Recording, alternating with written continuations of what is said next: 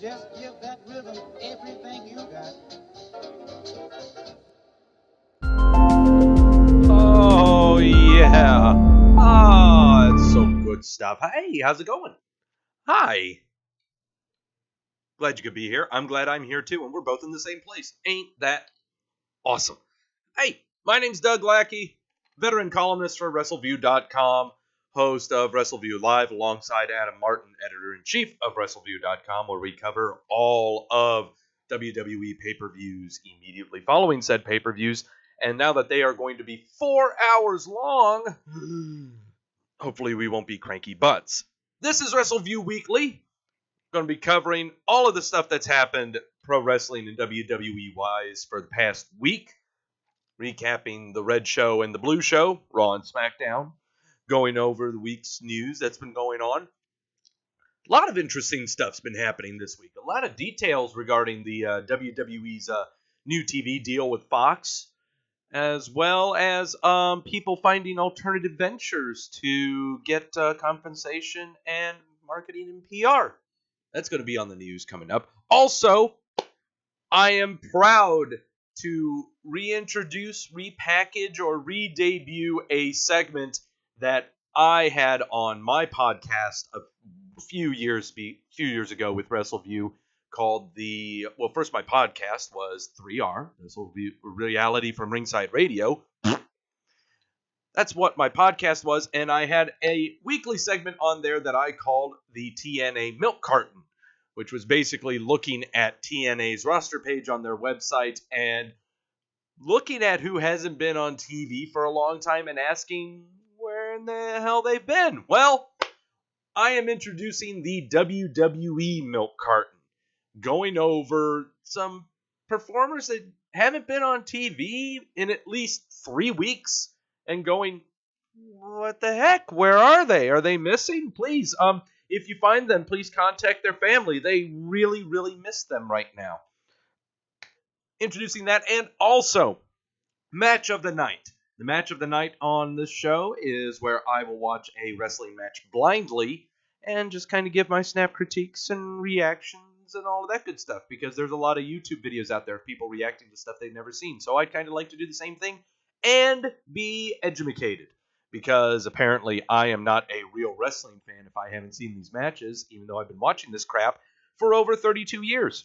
So, tonight's match of the night, since Adam Martin and myself and Mr. Paul Nemmer from Wrestleview, we will be going to All In this Labor Day weekend over in Chicago, involving Cody Rhodes and Young Bucks.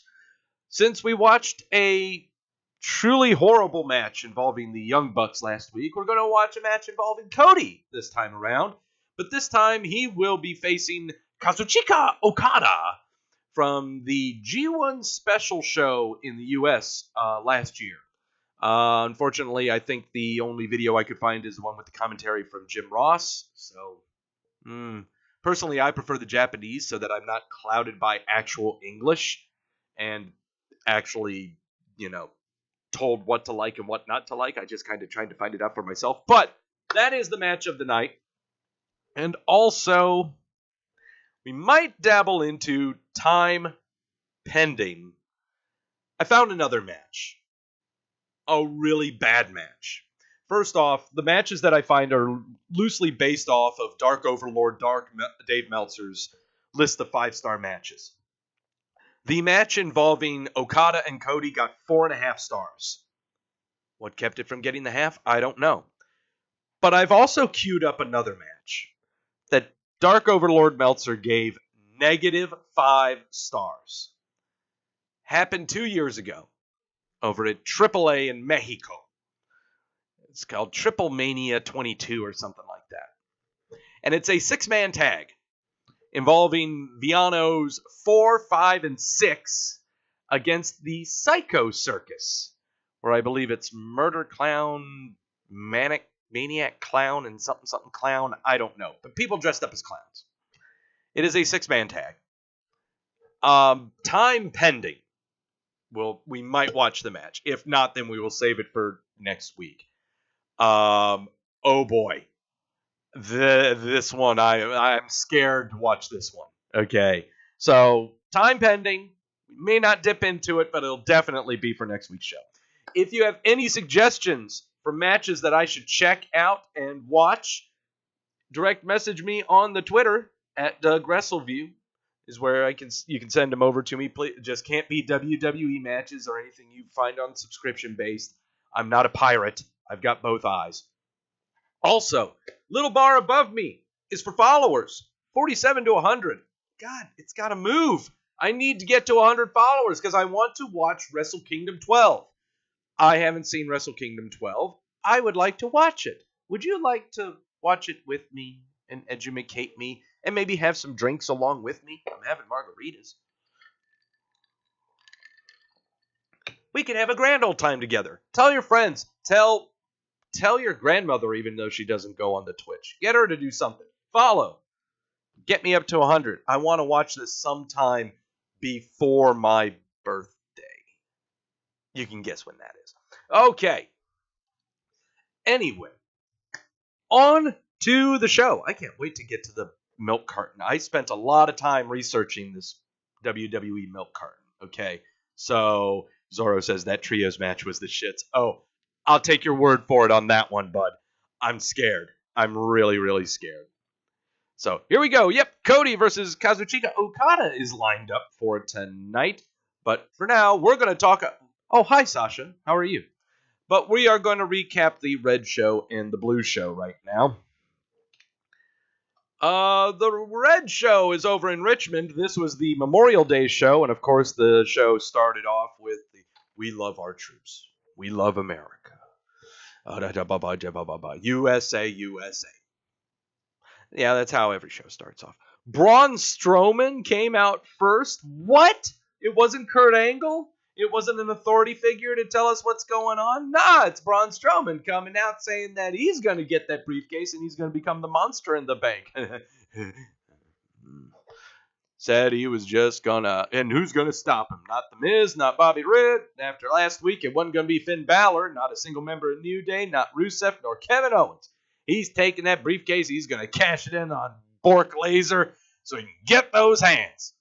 Out comes Finn Balor, the Fonz, with his big shiny teeth, his big smile, saying that he's going to get it back, get that briefcase because he wants back what he never lost. That was the Universal title. And Strowman says you put up a really good fight for a little guy, and Balor smacks him in the face. Stupid little shit. You don't do that.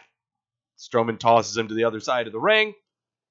And then finally Kurt Angle comes out to his stinky little music, telling everyone to egg on to tell him that he sucks. And he makes the match for right then and there of Braun Strowman versus Finn Balor. Love the little man comment. I kind of liked it too. Honestly. I really enjoy Braun Strowman tossing Finn Balor around. As you should too. Finn Balor is not exactly the most riveting character that this roster has to offer. Not by a mile. He has a club, I guess. I'm just really glad that in this episode of Raw, we did not have to sit through 5 minutes of his introduction. Thank God. Okay, this show went along quite swimmingly without that intro.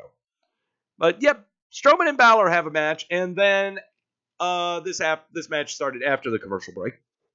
Kevin Owens has joined everyone on commentary, and Kevin Owens on commentary is always fantastic. He's a fantastic ad-libber, fantastic improver, just great all around. If you need to insult anyone, he's great at doing it on the fly. One point, Strowman is beating the holy hell out of Balor, and then Owens jumps on the mic and he starts rooting Strowman on. Strowman pays no mind, and the match continues. At one point, Balor gets an upper hand, and Owens gets on the mic again, saying, "Yeah, Balor, get him!" And he keeps getting them, and sooner or later, one point in the match, Balor has hit a coup de grace on Strowman's back. Then he hits a regular coup de grace on him. Then he's going to go up for a third one, but then Owens comes up and attacks him, and then there you go. He interferes in the match. We got a winner by DQ is Finn Balor. Oh, yeah, by the way, running Strowman is always fun, Strowman. I like that. That makes me smile.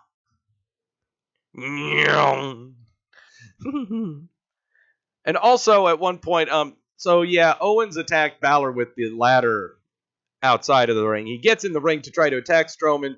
Strowman's having none of it. Owens runs away, and Strowman heaves the ladder for distance. That I liked. That I really, really liked. Andrew's saying he's very fast for a big man. Sometimes how we talk about Batista and how he has the Scooby-Doo feet. And what I mean by Scooby-Doo feet is his feet move very fast, and you kind of in the background, you think you're hearing bongos, like doo-doo-doo-doo-doo-doo-doo. Strowman has perfected it, but he's actually going somewhere. He's not stuttering or pattering around. No, he's going somewhere. So, yeah, I just want to see him heave that ladder for distance again. There we go. Okay, enough of that. All right. Pretty fun match to watch. Nothing to really jump up and down about except for the reactions of Strowman. Because, by God, Strowman is love. That's why we watch Monday nights, honestly. Elias is backstage strumming his guitar because he's going to be out next. And also Seth Rollins is slated to defend his Intercontinental title against Jinder Mahal. Okay, so we got that going on. All right, Kevin Owens is backstage with his bag. He's trying to get out of town. Angle says, nope, you're going to have a match against Bobby Roode because you talked trash about him while he was watching TV. So you're going to have a match with him. Get back in there, you jerk. Sasha Banks is shown in doing her little handheld video promo thingy. Says that she's really great. Because they're having a gauntlet match. There's going to be a 7-women gauntlet match ending this show. The gauntlet match, one of the most absurd gimmick matches ever. I hate them. Absolutely hate them. Over under Braun breaks the backward. That's not a over under question, Daniel. That's a yes or no question. I don't think you understand the concept of over under. Elias is in the ring. He's trying to sing a song, but he keeps on interrupting himself to tell the Richmond crowd that they're ugly. He needs the lights centered in on him. He's trying to tell all the crowd to shut up so he can concentrate in singing this song. Nope. Crowd ain't having it, so we just go to a commercial, and he's just going to sit there. If that'll, and Tedesco on the tweets, if that Elias segment is any indication, they're going to do a ton of filler that means nothing tonight. The Elias thing was definitely entertaining, but there aren't a lot of performers on the roster that can do a lot of nothing. Could be the makings of a long night.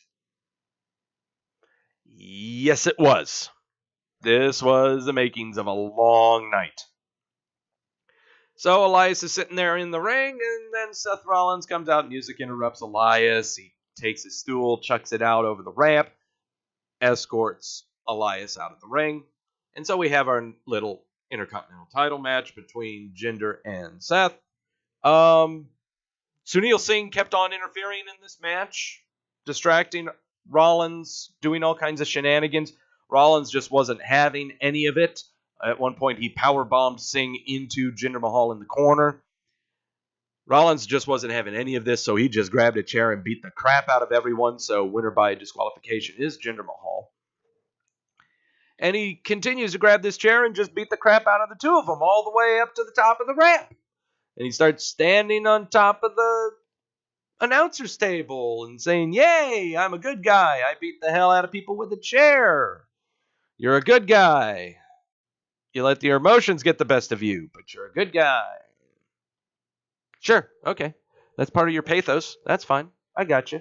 Standing up there victorious. Yay! Elias blasts him from behind with a guitar. So there you go. Here are your segments. Here's your Powerbomb segment. Powerbomb spot. Whee! I'm glad that Jinder has longer hair, because now he can flop that stuff around. He needs to grow it out a lot more. Whee! And then finally, here we are. Wham! I mean, it wasn't like Rollins could get a peripheral on him, but still. Anytime a guitar explodes over somebody, that's fine. That's fun. Fun times, fun times. Seth Rollins can do no wrong right now. One of the best wrestlers going right now. It's like the old saying goes, he can wrestle a broomstick and make it exciting. Mahal was the broomstick, and Rollins made it a good match. Yeah, it was decent. It was pretty decent. Yeah. Going into the AM teaser, checking on Seth. Yeah, that's really great. Nia Jax's music hits.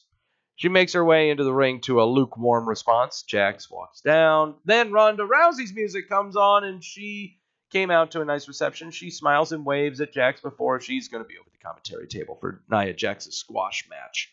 Coming up, Jax grabs the mic and says that she's glad Rousey's out here. She wanted to show her exactly what she's going to do to her at Money in the Bank.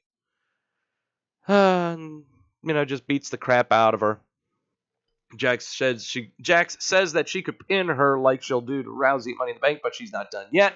After Samoa dropping her, Jax then drops the leg drop, says you can count to 10, 20, or 40, not getting up. Rousey has never faced anything like that in the UFC. Jax says her leg could literally crush a woman's chest.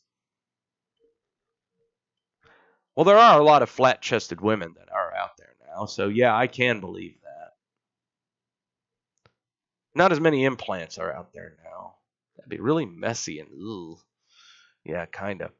Jax says the young girl needs some assistance. The same assistance Rousey will need at Money in the Bank. Jax challenges Rousey to come to the ring. Bet she can't even get the armbar on her. Rousey gets in the ring. She just circles around Jax, gives her that little scowl,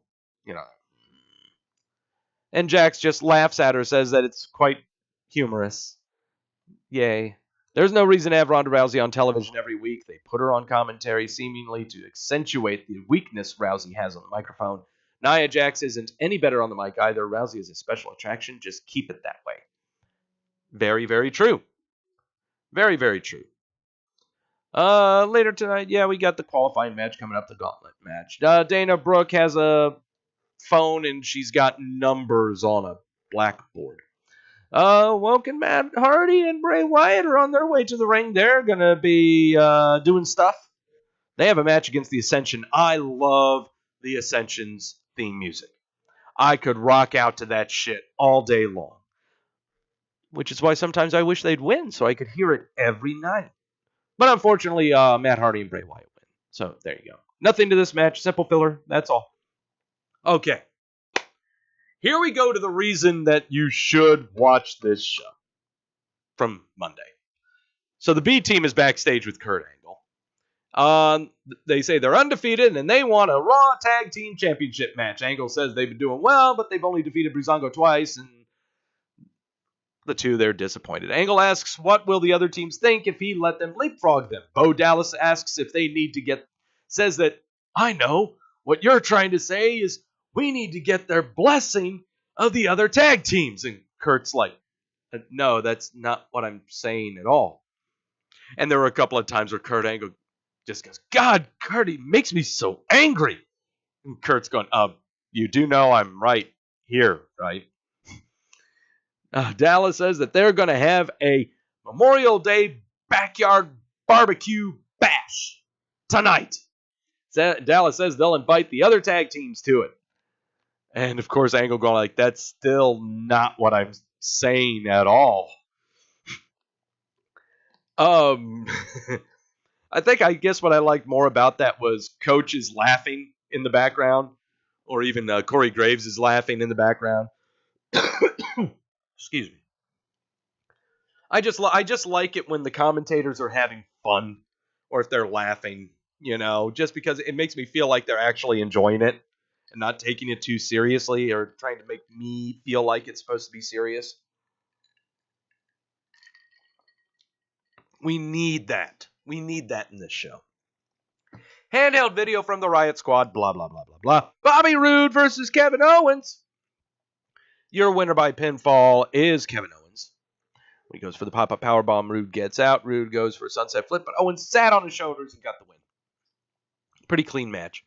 Owens quickly gets out of the ring to celebrate, but as he's going up the ramp, Braun Strowman's music hits.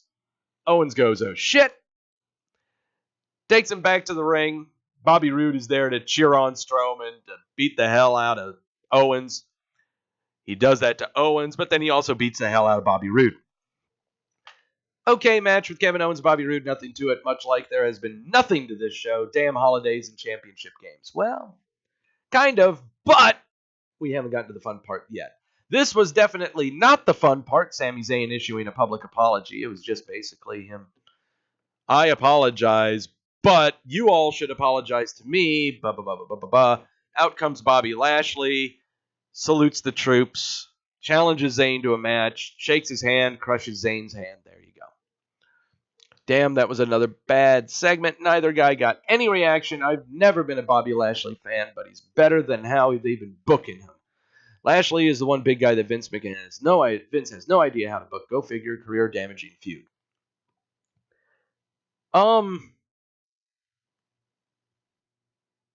My thoughts on Bobby Lashley.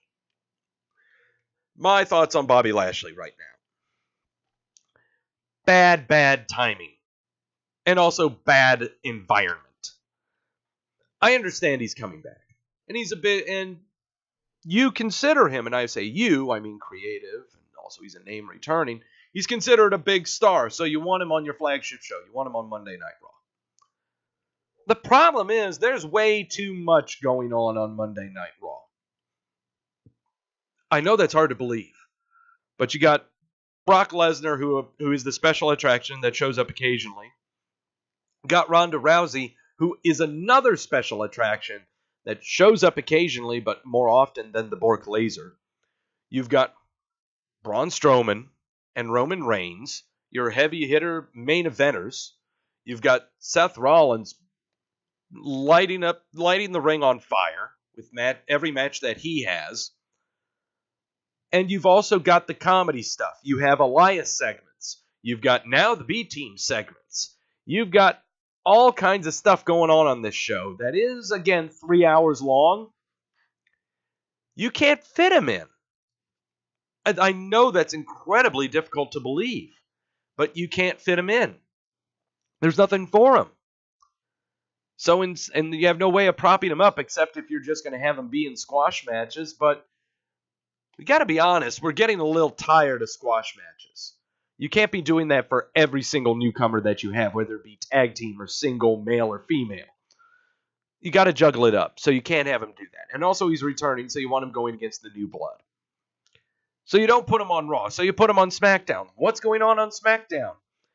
AJ Styles occasionally in the ring. They're kind of being weary with him right now. You got Nakamura as your main heel. You got the New Day who does the comedy over there.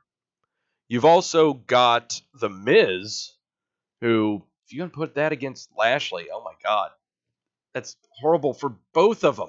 Well, not horrible for both. I mean, you're going to have The Miz go down to a new coming Bobby Lashley? Oh, yeah, and Jeff Hardy is a champion over there. That's what you should do.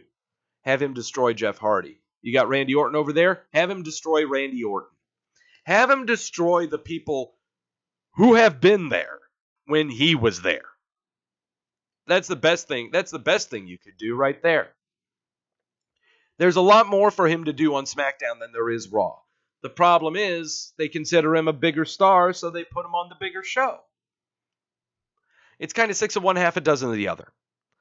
What do? You can't showcase his talents when he's on shit storylines on the big show, or you try to showcase his talents on decent storylines on the show that's not watched by many people. What do?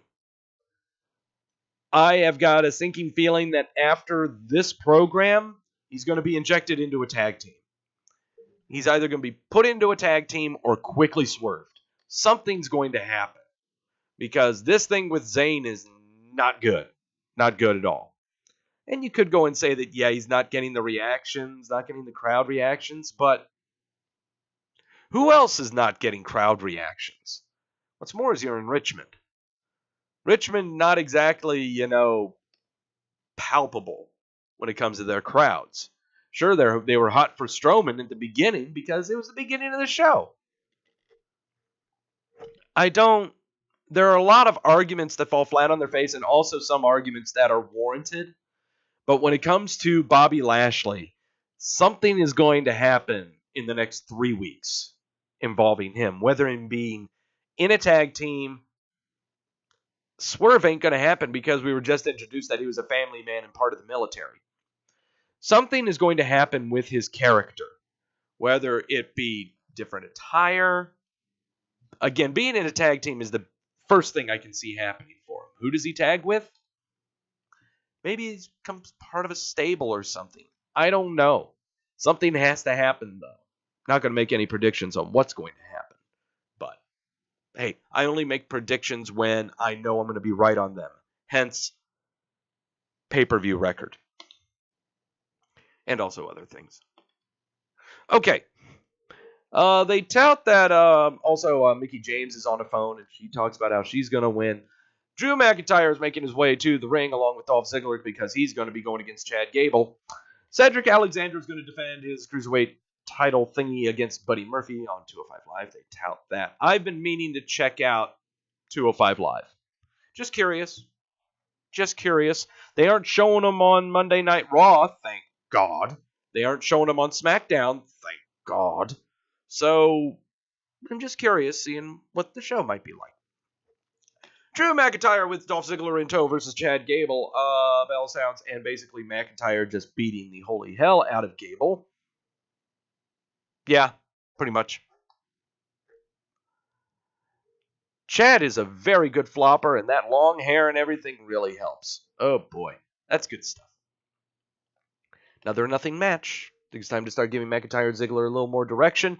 They're going to give him direction. They're going to be a tag team. They're going to go against Hardy and Wyatt. Patience, young one. Patience, young one. The B Team's Memorial Day Tag Team Barbecue. All right. Here's my favorite part of the show. I don't care what anyone says. So they got all the jobber tag teams in the ring except the champions and ones that really matter. We're talking the Ascension, Breezango, Revival, Slater and Rhino. And Titus O'Neil and Apollo. You got all of them in there. They have got a spread that is mediocre at best. They have cooked brats, raw hot dogs, bologna sandwiches, potato chips, potato salad. Everything is bow this, bow that. Potato salad and bologna sandwiches. Say, everyone eat up. Okay, so we're gonna go get our tag team title match now. Titus getting on there. He complains about the spread. Hey there, how are you? We're talking wrestling. Talking about Monday Night Raw from this Monday. Talking about this stuff here, this little tag team barbecue thingy that went on. I hope we get some graphics. No, we don't. Well, that sucks. Titus starts talking about how none of this is seasoned. There ain't no brisket. There ain't no ribs. There ain't no macaroni and cheese. You ain't going to tell me you ain't just going to leapfrog over all of us. And Bo Dallas saying no. But then Curtis Axel just going, yes. Titus, no. Both of them in the B team. Yes.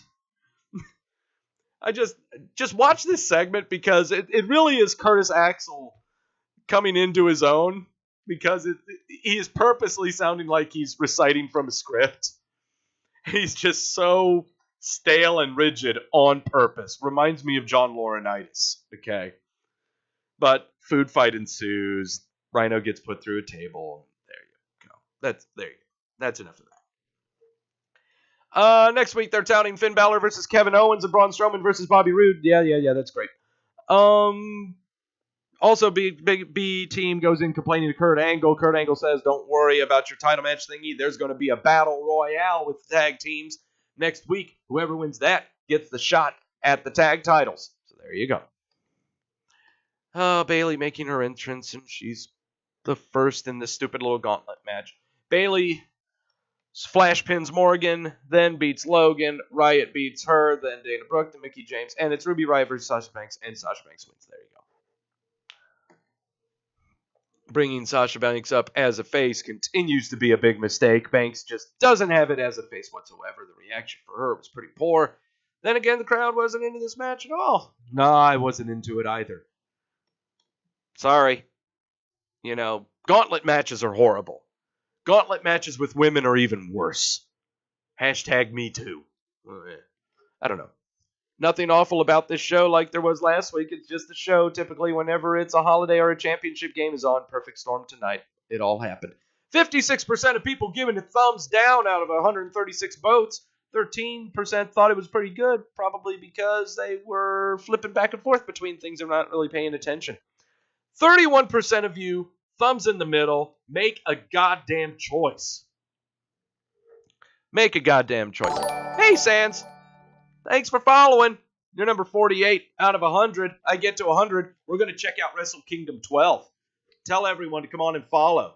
Please do. Please do. And also later on, we're going to be watching a match of Cody versus Kazuchika Okada from USA from last year. 4.5 stars from Dark Overlord Meltzer. I have no idea why he kept it from half a star. That's why we're going to watch it. So that's the red show. Off to the blue show. SmackDown. Oh, hey, look at that fat, tubby, thirsty fella. He's going to be in the Money in the Bank ladder match. I'm so tired of that thumbs in the middle. I am too, dude. But we put it in there so that we can insult everybody.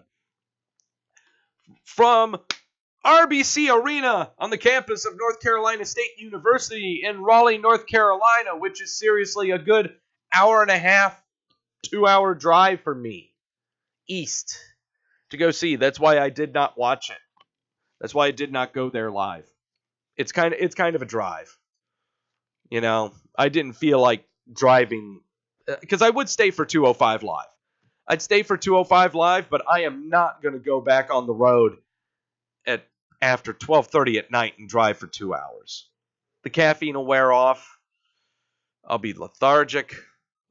And if you've driven sleepy before, it's not good. It's not safe. So no, I wasn't going to do that. But the one thing that I do know about North Carolina crowds and Raleigh crowds, Charlotte crowds, Greensboro, and also across the state line, Greenville crowds, Charleston crowds maybe, Columbia crowds maybe. We are traditionalist wrestling fans. Okay, we don't do a lot of marky mark stuff. We don't do a lot of smarky junk. We don't chant a lot. We really don't. We don't chant a lot. We cheer, we boo, and we laugh. Simple. That's the reactions that you want. But we also know when we're being entertained. Okay? if something's going on that we are not just grabbing, we don't are liking, we sit on our hands. We have our arms crossed like this. We are waiting for the shit to end. Okay? You can tell by the looks in our faces in the crowd, we're having none of it. You'd have to watch out for Jeff Hardy. Well, I don't think he was on the show. He's probably at home. Thankfully, Cameron, North Carolina is about a good. It's equidistant. It's in between Charlotte and Raleigh, but it's so far away from the interstates that it's seriously in the boondocks. So I don't have to worry about getting hit by Jeff Hardy. He'll run into a tree before anything like that happens. Okay. So yeah, Memphis crowds they like the gimmick stuff. We like the gimmick stuff too. We like being entertained here in the Carolinas. But if it ain't entertaining, we're having none of it. And we aren't getting out of our seats. We're just going to stare at you the whole time. Samoa Joe talks about Daniel Bryan. Daniel Bryan comes out. Then Big Cass comes out. Says that he's been medically cleared. He beats them up with a crutch. And then Paige backstage basically says that it's going to be a triple threat. It's going to be Big Cass, Daniel Bryan, and Samoa Joe. Whoever wins gets in Money in the Bank. Yep, that's right, Zorro. I think Jeff was part of a dark match. I think he was too. He was either a dark match afterwards, or I think he was in a dark match before SmackDown aired. I think it was in a dark match before it aired. Let's see. Wrestleview, interesting build to insert a cleared Big Cass into the mix involving Samoa Joe and Daniel Bryan. Must admit, I was really looking forward to a singles option. Cass continues to be super comfortable on the mic. Absolutely. There's nothing wrong with inserting Big Cass into this match as a triple threat because, let's be honest, Samoa Joe, Daniel Bryan is pay-per-view worthy. It's not for free television. Okay? It should be on its own. Okay? And it's too early to blow our wad on that. Way too early. It was before defending against Shelton. Okay, that's good. Hey, speaking of Shelton, WWE Milk Carton segment coming up. By the way, okay. So we got a match. Speaking of the Milk Carton, Shinsuke Nakamura versus Ty Dillinger. Where the hell did he come from? We haven't seen this Joker, I think, since the Superstar Shakeup. Where'd this guy come from? But of course, since Shinsuke Nakamura is going to be in the last man standing match, you got to win to get to count. Opponent is down on the ground for a full count of 10, so why not go against Perfect 10? Oh, God. All right. Shinsuke Nakamura wins by knee to face. And not fist to dick. Knee to face. Good match between Shinsuke and Ty Dillinger. Loving Nakamura playing up the last man standing step. I'll be honest, this is the best Ty Dillinger has looked since the main roster debut. You know why Ty Dillinger looks good? I can tell you why, and it's probably the reason why he wasn't on TV for a while. He needed to grow some hair. He's got a really bad bald spot right back here. The Joker needed to grow some hair and get some plugs put in. He looked like a cancer patient. Okay? Seriously. Looked like a cancer patient going through chemo that can count to 10. He needed to change his look a little bit. Some get a new haircut. Some dye their hair. Others just need hair. Okay? So that's my take, 2 cents. Whatever the hell you want to call it. That's why Ty Dillinger was gone for so long. He needed some hair. We are having backstage AJ Styles talks again. This is all AJ Styles has been doing on SmackDown, honestly, is a lot of talk, a lot of backstage interviews. In fact, I think I'm going to have to do a little bit of looking up. I want to look up the past 3 months. What has AJ Styles been doing on SmackDown? Actually, since WrestleMania. Since WrestleMania, what has he been doing? Like, how many matches has he had? Not title defenses, how many matches? But more to the point, how many interview segments? It's every week he's backstage doing an interview segment. We know what he's thinking. You don't have to further explain to us why he's back there. Okay? He could be hurt. He could just be feeling the effects of traveling the whole time, as is everybody. He could be banged up. Who knows? If he is banged up, you'll expect him to drop the strap. But I'm not saving any kind of talk like that until next week. Because I believe next week is not this Sunday, but next Sunday will be the pay-per-view. So next week's show will be about the predictions. So we can get that record really looking good. 22-13, that's fine. I would like to be at 30-13. But enough about me. It's now time to talk about women dancing. Lana and Naomi. Whatever. It's just stuff happened between the Usos and Naomi and Lana and English and Rusev. So there you go. Dance-off wasn't terrible or great, just kind of something to watch until Lana eventually got in the cheap shot, which is fun. Yes. Backstage, you got New Day eating pancakes and The Miz dodging pancakes with the bar, which provided a great gif. It's not GIF, it's GIF. New Day versus The Miz and the Bar. This was a really, really fun match. This is a Carolina's tag team match at its finest. And actually, it's a tag team match that you would see them do anywhere, to tell you the truth. But no one likes really, really good tag team matches like us in the South. We love them. We love hot tags. We love spots going every direction. All of it to lead up to some kind of not insane finish, but maybe a finish out of nowhere or an unexpected finish. You know, something like that. Lots of fun stuff. Lots and lots of fun stuff. Andrew, going to the SmackDown show on the 12th in Memphis. Money in the Bank is on 17th. Gotcha. Yeah, not this Sunday, but next Sunday.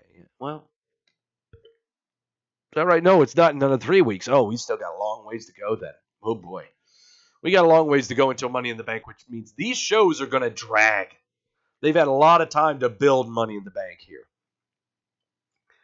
Fun little tag team match. Yep, wow. New Day, Miz and Sheamus absolutely tore down the house. Awesome six-man tag. They built the crowd up extremely well. Yep.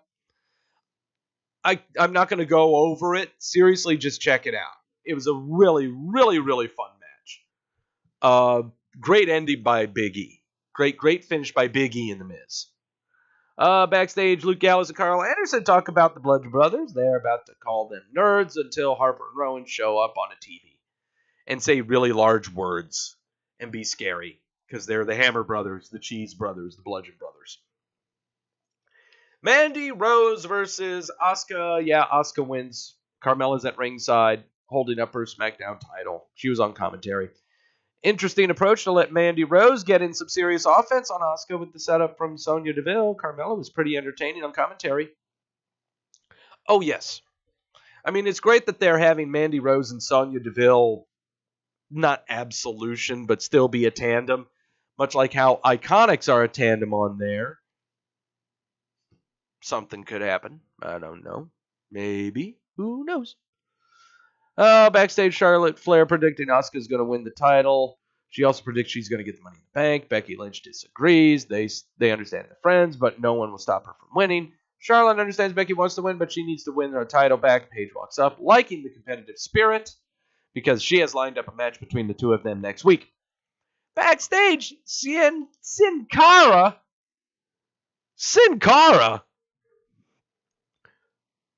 When was Sin Cara part of SmackDown? I was writing up my milk carton and everything, and a lot of people are popping up on TV that just got off of the milk carton. Okay. Sin Cara trying to give Cien Almas a hug, and Zelina Vega showing up. No one touches my man, but me. Tells Sin Cara to stay away. Says he goes way back with Andrade. Andrade tells Sin Cara to never touch him again in Spanish as they walk away. Finally, your main event. The final men's Money in the Bank qualifying match. Samoa Joe, Big Cass, Daniel Bryan course you knew Samoa Joe was going to win this one. They got to carry on the program between Daniel Bryan and Big Cass. Fun stuff. More fun stuff between those two. And Samoa Joe being in that match, sure. Put him in the Money in the Bank ladder match. Is he going to be the one to win it? I'm not making predictions until my go home leading into Money in the Bank. I have to watch more TV so that we have an adequate picture of what the hell is going to be happening. Okay. Could figure that out. But awesome triple threat tonight. They did a really good job of balancing the offense from everyone, avoiding dead spots. I really like the move going with Samoa Joe in this situation when I'm sure many expected Daniel Bryan. So, yeah. And he did choke Daniel Bryan out. Clean. Yeah. Daniel was the one that went to sleep.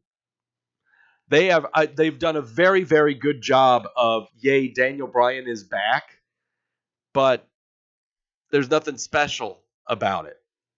They're showing how he wasn't exactly a powerhouse in the first place. He was the underdog. And chips were kind of stacked against him in a triple threat match involving two people that are much larger than him. And yes, you can make the reference to WrestleMania, but no, this is different. This is a different Daniel Bryan character. Sorry about that. All right, what did the polls say? What did everyone say? Thumbs in the middle. 75% of over 100 votes going thumbs up, 14% thumbs down, and still 11% in the middle.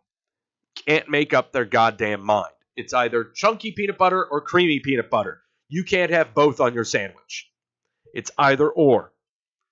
Not in between. Can't do the thumbs in the middle shit. But those are the red shows and the blue shows. Margarita.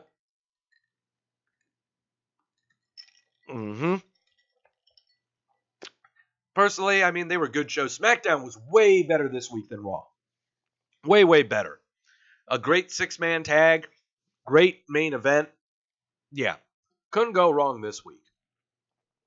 And, of course, the little in-between stuff with AJ Styles and Shinsuke Nakamura. And women problems are happening. Yes. So, off with the red shows and the blue shows. Stretch, because we're going to talk about news. Big news things happening. News things happening all the time. All the time, and we never really expect it. They just sneak up on us. Much like how John Hennigan is going to be competing on CBS's Survivor, David versus Goliath.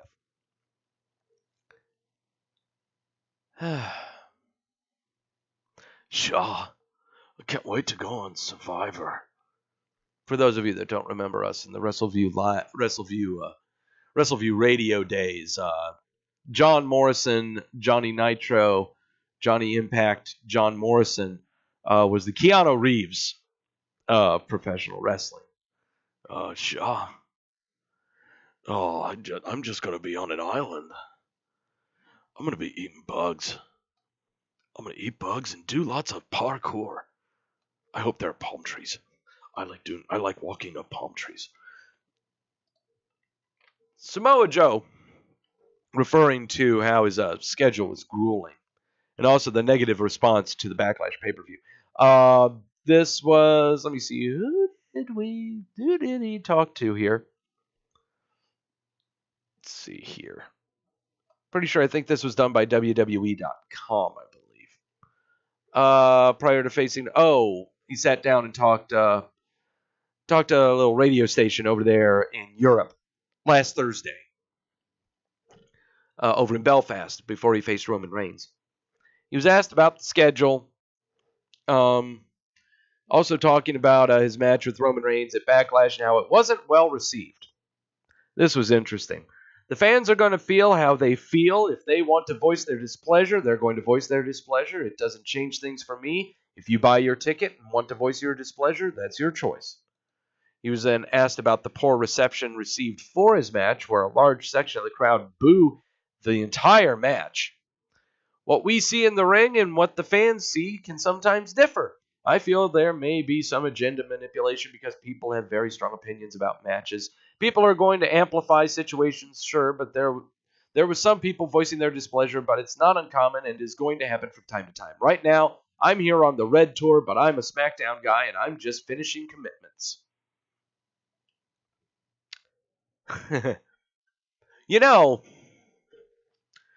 Almost sounds like he's like passing the buck, saying that he's a company man. Look, man, I don't write the matches. I just perform in them. You're performing in them, but you got to make them interesting. And I guess people weren't really interested. Was it just because it was Roman Reigns? Was it because you couldn't really make the most of it? And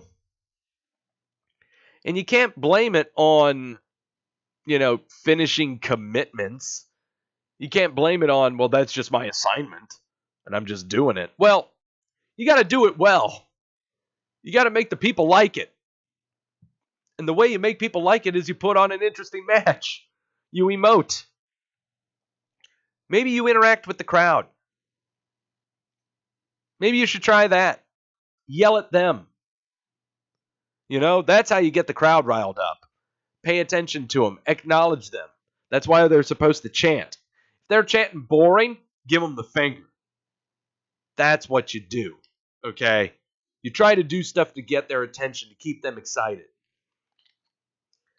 That's one thing that I just don't understand, is why wrestlers don't do that more often. Like Kevin Owens, like Sami Zayn, like Braun Strowman. Interact with the crowd. Not just after they chant. They do it spontaneously. If they're quiet, do something. Get them to jump up and down. But yeah, Samoa Joe is blaming his assignment and blaming work and the schedule that he has rather than blaming himself because the crowd didn't really like his match. Access TV is going to be airing New Japan's G1 special live from the Cow Palace in San Francisco, July the 7th. This is the same special that we are going to be watching tonight with the match involving Cody and Kazuchika Okada. Yep, Access TV is getting that. I have a hard time trying to find it on my Dish TV box. I know it's there somewhere. I'm going to have to queue it up to my favorite channels or something like that to try to find it. But Cow Palace, San Fran. I thought it was in San Jose is where that was. I guess it's in San Fran, I guess.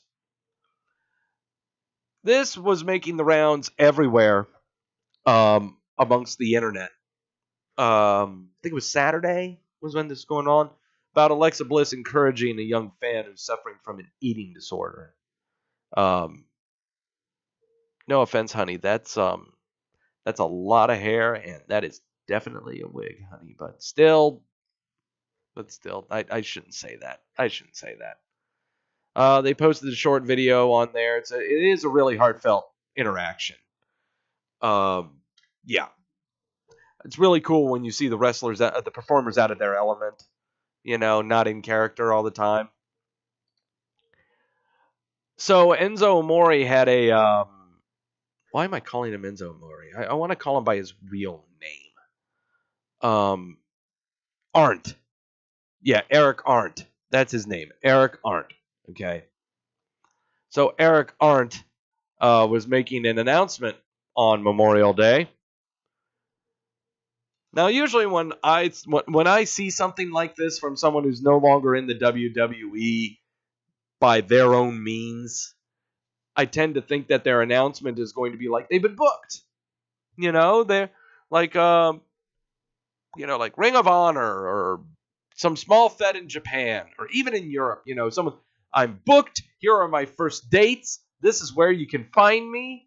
Yeah, you can see me perform. You can see me on the mic and see me for the character that you've always liked. No, he made a rap music video. I haven't watched it. I don't want to watch it. I've looked at people react to it, and they say they shouldn't have watched it. Just going to pretty much keep it that way.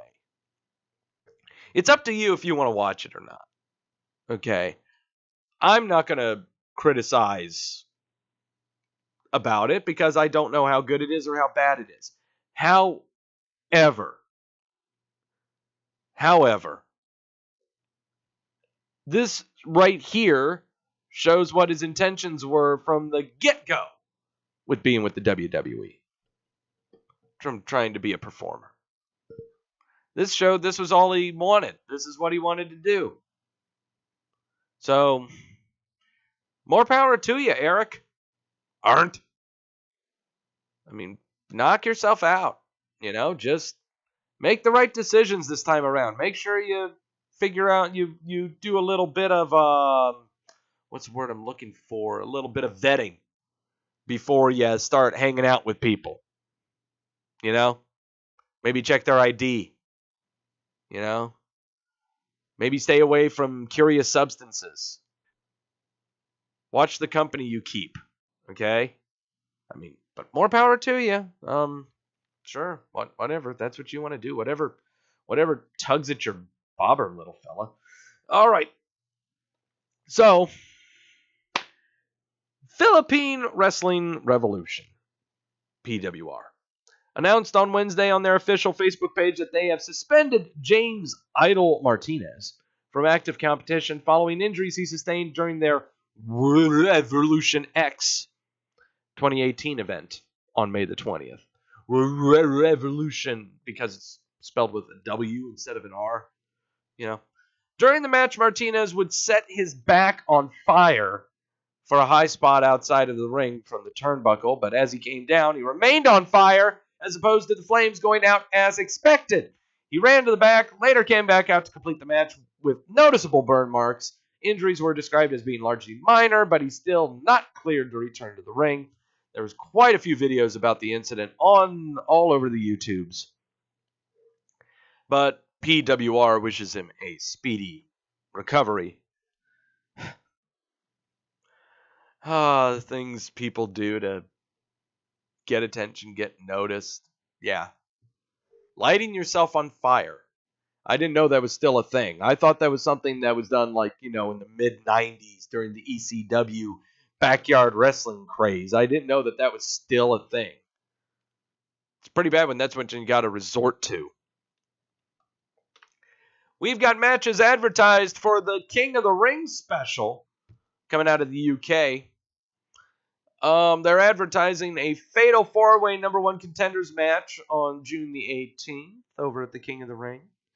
It's going to be between Toni Storm, Jenny Isla Dawn, and Killer Kelly, where the winner will challenge the NXT Women's Championship holder on that same special. The next time. The next day's special is what it'll be. Storm competed in the Mae Young Classic, and lots of others did other things. WWE has not officially confirmed the match as of this writing, but has been touted on Live Nation, which is advertising for the event. Following cards have also been advertised for the Japanese tour, June 29th and the 30th.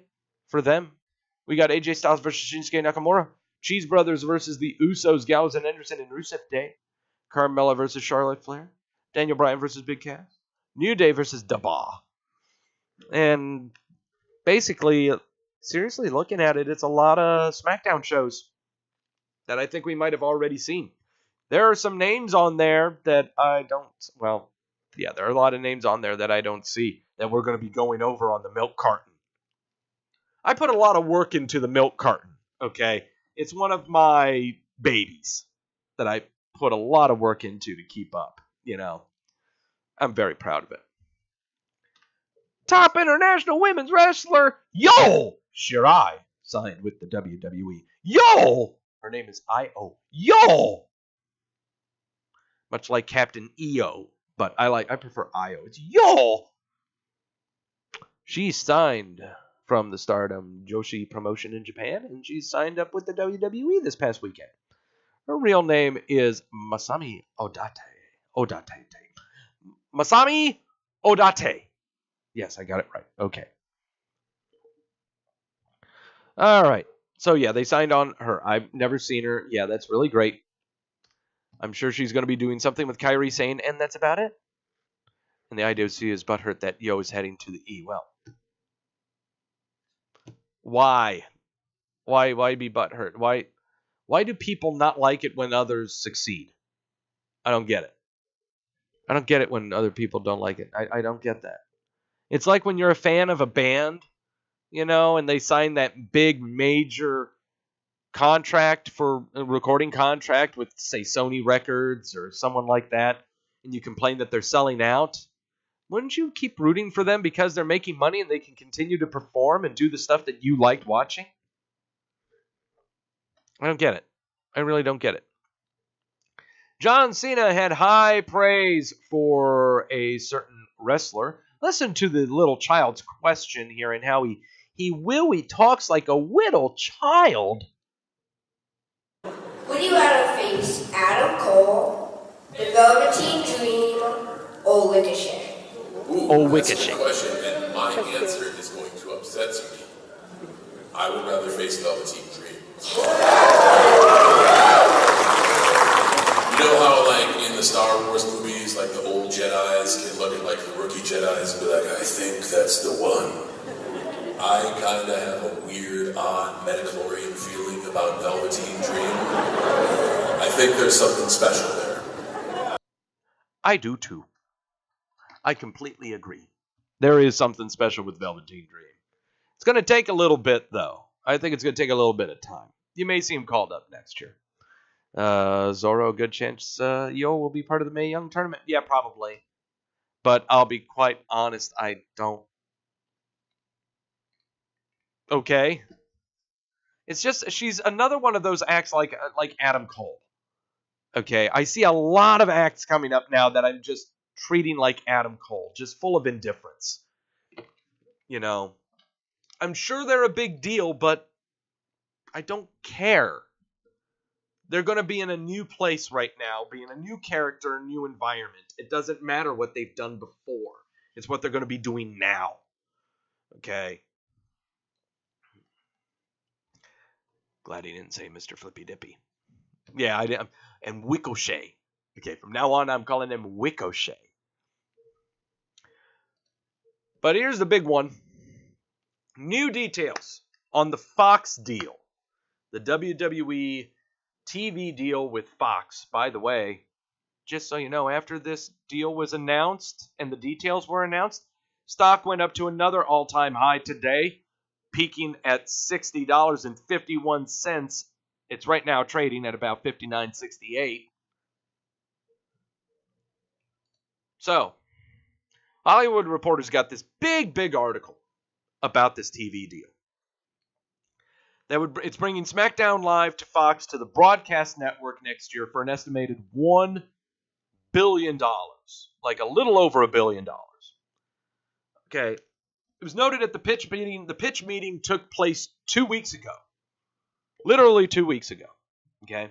Over at 20th Century Fox's headquarters, over there was Eric Shanks for Fox. Representing Fox was Eric Shanks, Larry Jones, and Rupert Murdoch, along with CEO of Fox, Lachlan Murdoch, who is Rupert Murdoch's son. They were all part of the pitch while Triple H, Stephanie McMahon, Michelle Wilson, and George Barrios were representing the WWE. Rupert Murdoch, he tried using the shame card maybe, but Photo of Ronda Rousey and Triple H on her shoulders from WrestleMania 34 was said to be projected on an enormous TV screen when WWE executives entered the room, along with Fox Sports and FS1 logos superimposed on the image. Around 2.5 hours later, a deal was in play to bring SmackDown to Fox in what is expected to be a shift back to Friday night. According to the article, Fox was, quote, eager to acquire WWE's programming, that includes Monday Night Raw and SmackDown Live, while NBC Universal opted to allow the rights to SmackDown to go. They remained committed to Monday Night Raw, paying an estimated $265 million. $265 million for that show, but $1 billion for SmackDown.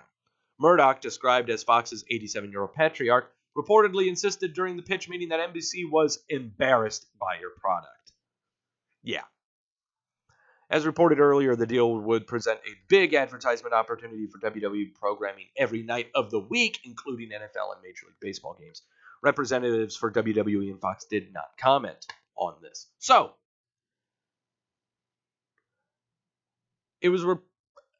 So basically, the big talks from this whole meeting was that Murdoch basically said that NBC was embarrassed to have the WWE.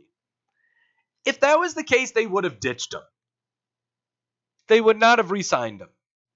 If they were embarrassed by the WWE product, they would not have kept him. Right? Right? And if they were really embarrassed by it, they would have axed it a long time ago. So let's not look at the war between Fox and NBC with regards to WWE programming. There's always been fights between Fox and NBC, Fox News and MSNBC. There's always been that. Always been that. And sure, he was upset that he couldn't get Monday Night Raw also. Can you blame him? He wanted the whole shebang. I can't blame him for that, but the one thing is, I would be afraid of putting all of my eggs in one basket when it comes to Murdoch's Fox.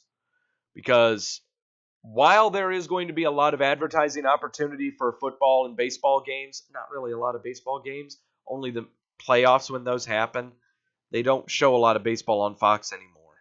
It's only going to be with football. That's about it. Maybe NASCAR? Maybe? Yeah, NASCAR, absolutely. That's what you advertise on. But there's not going to be a lot when it comes to... That's the only way they're going to advertise, are the sporting events. Nothing else. The only reason the ratings are so high on Raw on USA is because brand recognition. You don't see Monday Night Raw on USA advertised anywhere else except on the USA Network. And USA Network doesn't have any sporting events that other people go on to see, oh, hey, the wrestling's on here. But I would be afraid of putting it all to Fox.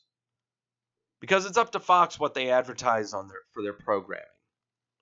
Fox has had some really great programs that they've completely missed the ball on. That they've let slip through their fingers and missed residuals on. Family Guy, for one. Yes, Family Guy is back on their network, but that took them 3 years after canceling them after 2 seasons and it going on syndication on Cartoon Network to realize that it was a cash cow. They didn't realize what they had. Arrested Development. Critically acclaimed show, won Emmys across the board, yet did not know how to advertise and promote it, canceled it, now it's on Netflix, and binged by everybody. I don't know. I'm really, really glad that the WWE is apprehensive about putting all of their eggs into Fox's basket. Because Fox really doesn't know what to do with their programming. They just like getting things. They just like getting things and then pitching them. Just pitching them away. That's all they like to do. Okay? So, I'm really, really curious about this TV deal. We'll see how it goes. I'm very, very curious about how they will promote it on their own network, you know, with the baseball and the NASCAR and the football and all of that. Also curious to see what kind of residuals they get when it comes to the advertising. Because that's always the number one thing when it comes to WWE television, is they always want to get some kind of cut with advertising. But it sounds to me like they didn't really care about the advertising. They only cared about the sign-on bonus. And that sign-on bonus of over $1 billion over 5 years ain't bad. That ain't bad at all. That ain't bad at all. Okay. That's kind of your news for the times being. Unless I bring up some other stuff here. Nope, that's stuff I was looking at. There's our injury list. No changes on the injuries to talk about. Jason Jordan was thought to be back this Monday, but he did not come back. So he's expected to return sometime soon, as was everyone else here with Dean Ambrose with a triceps injury. He'll be back he will actually be back more around SummerSlam. Neville in contract dispute. He's still on the roster page. Don't know what's going on there. Noam Dar, a knee injury. He'll be back sometime this month. Next month he'll be back. Alicia Fox, broken tailbone. She'll be back for SummerSlam. Maurice had a baby come out of her belly. She's going to be on TV with The Miz. Epico had shoulder surgery cleanup. Don't know when he's going to be back. Samir Singh, torn ACL. He'll be back for Survivor Series. Tamina, torn rotator cuff. She'll be back for SummerSlam.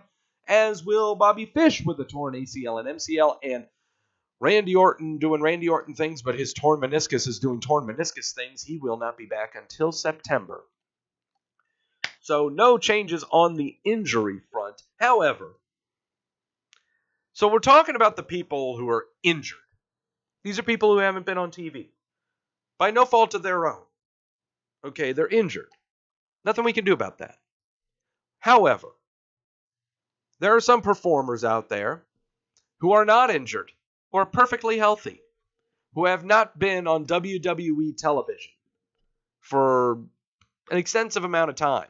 And they're on the roster page. We've actually seen them on TV. We just haven't seen them return. We haven't seen them do anything. So, this is as great a time as any to begin. This is going to be a weekly segment going right along with the injury list because it'll be followed up going after the injury list. It is time for the WWE Milk Carton. I'm so used to saying TNA Milk Carton, you see. Now I'm going to do the WWE Milk Carton. Okay.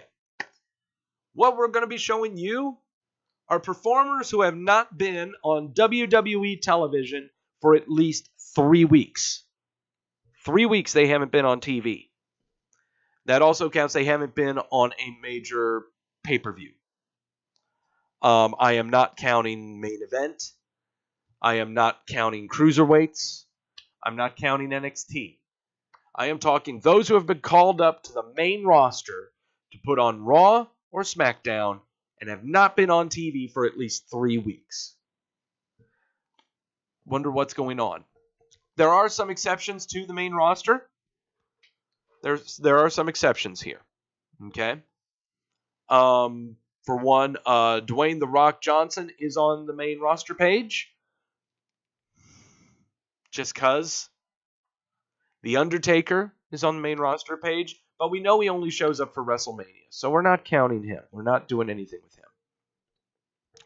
And so, those are the two exceptions to the main rosters, is Undertaker and The Rock. Okay, I think that's fair, right? So, yeah, and I know Maria Kanellis, she had a baby come out of her belly too. Well, we're going to get to the critter that is involved with her. But first, it is time for the milk carton. Oh, hey! It's Zack Ryder. Where have you been, buddy? Where has Zack Ryder been? Well, the following people I'm about to show you have not been on WWE television since May the 7th. Not since the May 7th edition of Raw. This is where we saw Zack Ryder and some other guy. Not him. Yeah, Zack Ryder is hurt now. He is hurt now. Let me see. Why aren't my thingies going here? There we go. Yeah, he's hurt. Goldust isn't. Goldust ain't hurt. But he's also been doing stuff at toy collections. Okay. But Goldust ain't hurt. Those two guys were shown with Kurt Angle wondering how they could get into the Money in the Bank goodness. Wow, Kurt Angle was an asshole. Didn't even give either of these two guys an opportunity at the match. That's what they were doing on the show. They were asking for an opportunity to get in Money in the Bank, and what the fucking cold shoulder. Nothing. What a jerk. But what about this guy? Mojo Rawley. Last time he was on television was May the 7th. He had that match against Seth Rollins, remember? That thing that Seth Rollins is doing where he's doing open challenges and he's trying to make people noticed, like John Cena did with his open challenges, going against Dean Ambrose and Antonio and Cesaro and you name them. Yeah. Where's this Joker? Yeah. So. Poor guy. You win the Battle Royale 2 years ago. Don't do You don't do jack or shit with it. You swerved 1 or 2 times. What do you... Yeah, he's a lost cause. He really is a lost cause. Next up, had a dark match against Jeff Hardy over there in the Raleigh. Shelton Benjamin. We haven't seen him on SmackDown since May 1st. He teamed up against The Miz and went up against Jeff Hardy and Randy Orton. What are you going to do with this guy? What's their plan with this guy? I have no clue. I really have no idea what they're going to do with him. Brought him in to be part of a tag team. Kind of put him on... He's almost in the same boots as what Bobby Lashley is right now. I got nothing for you, kid. Seriously, about as charismatic as a microwave oven. Yeah, he can job for new talent, but you're going to put him against Almas? Sure. Let's see that match. But no, Almas is doing something with Sin Cara right now. So, nothing doing there. Boy. Now, where have you two been? Where the hell have you two been? April 30th episode of Raw is the last time we saw the Authors of Pain. They were squashing jobbers. Where have you guys been? If I want to make any predictions, I would hope that they would show up on next week's episode of Raw in the Tag Team Battle Royale and clean house. But, who knows? We don't know what's going on right now. These guys, they really shouldn't cut promos. They really shouldn't talk. They should never talk. They shouldn't even have a mouthpiece. They should just go out there and clean house. That's it. That's how you can separate them from the Bludgeon Brothers. All right? Bludgeon Brothers talk. And they also back it up. These guys, 3 seconds.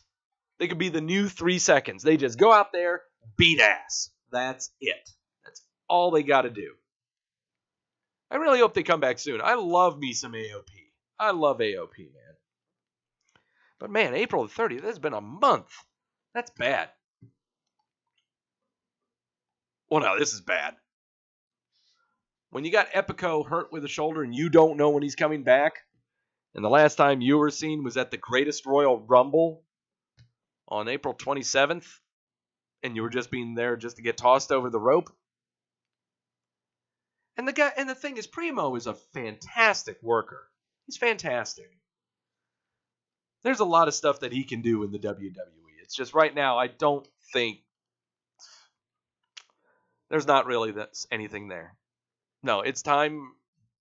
Send him to NXT or have him be a coach. You know? Have him be, one of them.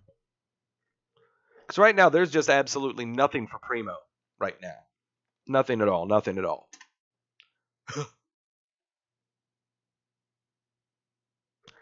Losing streak is still intact because the sucker hasn't lost, because he hasn't had a match since the Greatest Royal Rumble when he was tossed over the top rope by Braun Strowman. Kurt Hawkins. I know he's on main event plenty, but he hasn't been on main WWE programming. So I don't know what this guy is up to. Just to be the supplemental talent on main event? Sure.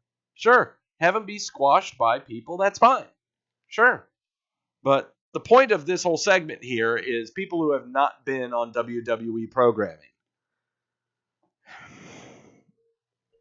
Greatest Royal Rumble. It's the last time we saw him. Oh, and there's Maria's husband, Mike. Mike Kanellis. This is the greatest love I've ever known. Oh, God, one of the best theme songs. One of the best entrances. Best themes. I know what this guy's been going through. I know he's been going through rehab. He's going through some kind of addiction problems. I get it. But he was last seen on the Greatest Royal Rumble, getting tossed over the top rope. There's nothing wrong with that. Okay? But it's high time the WWE get something back on this investment. Okay? Since his debut, I think he's only had 3 matches. And yes, he's had his rehab and all of that stuff, but it's really making it look like a cash grab right now. Where you signed him on, and the only reason that they wanted to come on was to get the money, rehab, and some help with Maria's pregnancy. That's just me. Because I don't see any return on this at all. Send him to NXT now. If you want to keep him, send him to NXT now. That's where he can absolutely be used. You've got everything laid out for him. Now build it back up. Perfect. Why not go back to NXT?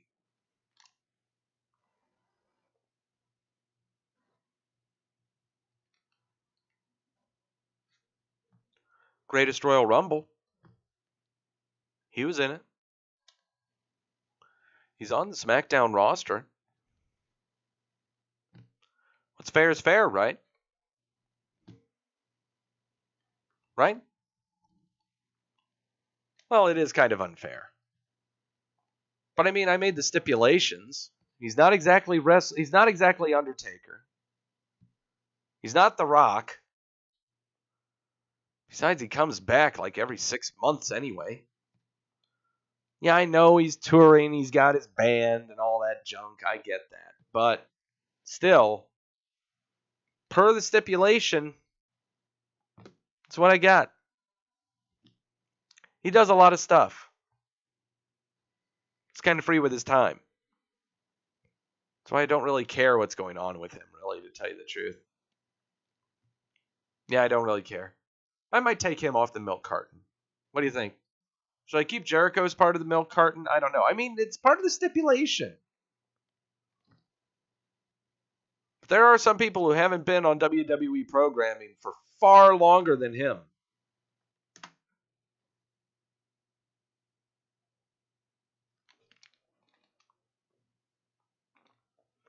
Am I right, or am I right, or am I right, or am I right, or am I right? Greatest Royal Rumble was the last time we saw him. He's our champion. What are you going to do? It's facts, guys. He's going to be on it for a long time. He ain't coming back until he starts to promote SummerSlam. So, yeah. Bork Laser. Someone find him. Someone find him. Tell him his parents that. Tell parents he's okay. At some point, should the E do a partnership with New Japan? No, not while New Japan's doing partnerships with Ring of Honor. Absolutely not. Not while Cody's part of that. All of that. No way in hell. New Japan can keep on doing their thing and growing the talent that the WWE would like to look at and probably bring in the 3 or 4 years after they've debuted.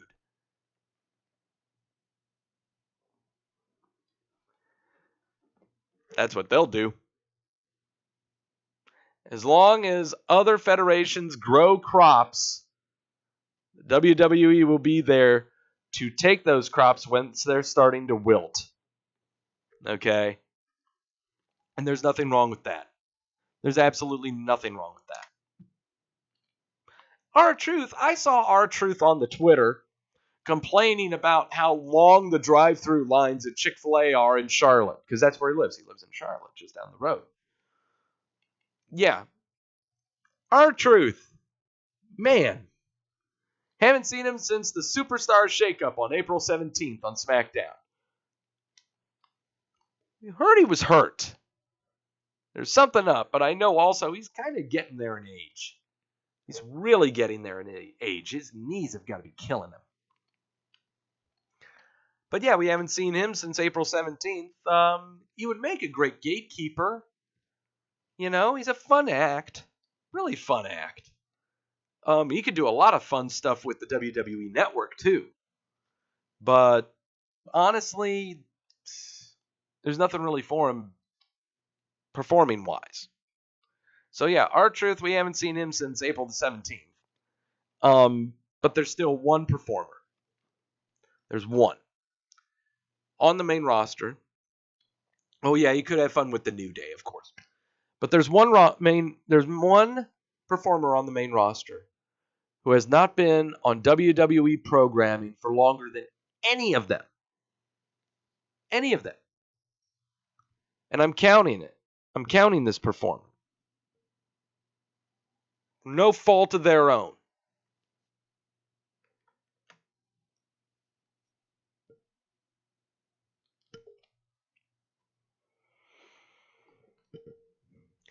April 28th, Royal Rumble, was the last time we saw Nikki Bella. You know, I could make these arguments about John Cena. The last time we saw him was at WrestleMania. You know, I could do that. But we know that he is kind of a spotty act right now. He's kind of iffy. He's more iffy than Jericho. He's kind of fallen off the face of the planet, to tell you the truth. So I thought I'd kind of leave the milk carton with that. With one that, okay. Do we expect her to come back? She's on the main roster. Brie isn't on there, but she is. All the crap's going on with her and the John Cena marriage, which I'm totally saying is a work.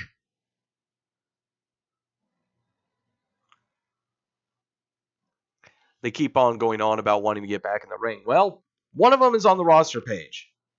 So there you go. One of them is still on the main roster page, and it's this one. And the last time we saw her was in January. She wasn't even on WrestleMania. So there you go.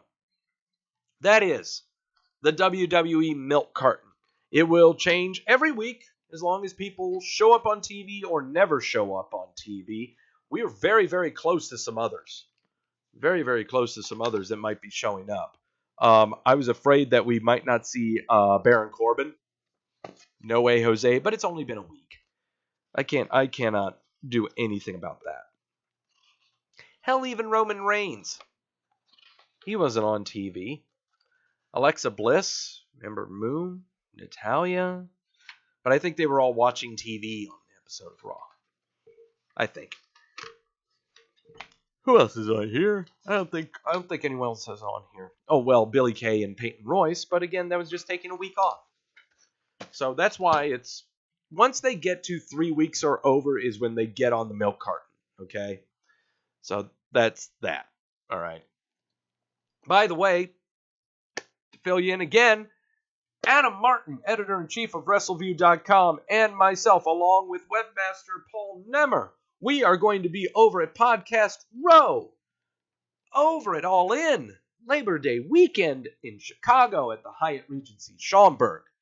I believe the Saturday of that weekend is we will be there, interviewing important people that could probably kick my ass. No, they can kick my ass. There's no probably. No, they can. And I might incite them to with some questions I may have, or the tone of my voice, or I just make fun of their shoes or something. I don't know. But we're going to be over there at the convention, at the All In event, and blah, blah, blah, blah, blah, blah, blah. Come over and check us out if you're going to be going on over there. I promise you there will be a bowl of Cheetos to feast on. Maybe a can of Mountain Dew for you if you say something nice about my hair. I'm doing really well with this hair. I need a haircut, though. I'm getting a little shaggy. But yeah, pay us some respects. We will respect you with the honors and the handshake before we put you in a headlock and do masturbatory mat work, and then we punch you in the face so the crowd can go yay, and then you punch us and the crowd goes boo. All while all you need to do is put us in a submission lock on an appendage that you never even worked on, and we'll tap out. I think I just described an entire New Japan match right there. In fact, speaking of New Japan match, and that's what we call a segue, it is time for the match of the night. For those of you watching on YouTube, thank you so much for tuning in to the show. Really appreciate your patience and tolerance for everything involved with my show. Please subscribe to the Wrestleview channel. We'd be more than happy. We'd love for you to do that, as well as stop by the Twitch page. Follow me, Doug Wrestleview. It's where you'll find me on the Twitch, and you'll find this show, and you will also find the video for the match of the night that I'm about to watch on the Twitch page. Remember, again, Doug Wrestleview is the channel on twitch.tv, not twitch.com. I'm so used to twitch.com. It's Twitch TV. Twitch.tv is what it's going to be. But yeah, everyone is on YouTube. Thank you so much for tuning in. Everyone is watching live with me right now. I'm going to be logging off real quick, but then I'm going to log right back on, just like we did last week, so we can separate out the videos. Also, I need to fill up the glass because we got a match to watch. It's mandatory that we have something to drink. Yeah, just no too sweet. There ain't going to be any too sweets from me. No. I don't do too sweets. You try to too sweet me, I swear I will come very, very close to smacking you in the face. You go like this to me, I will airmail your face. Okay? And I have a very long reach. Okay? Or I'll just throw Cheetos at you. I'll throw Cheetos at you. Don't do that shit to me. Okay?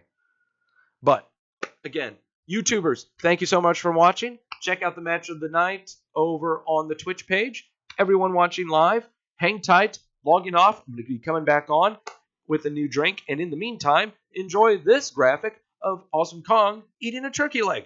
And I'll be right back.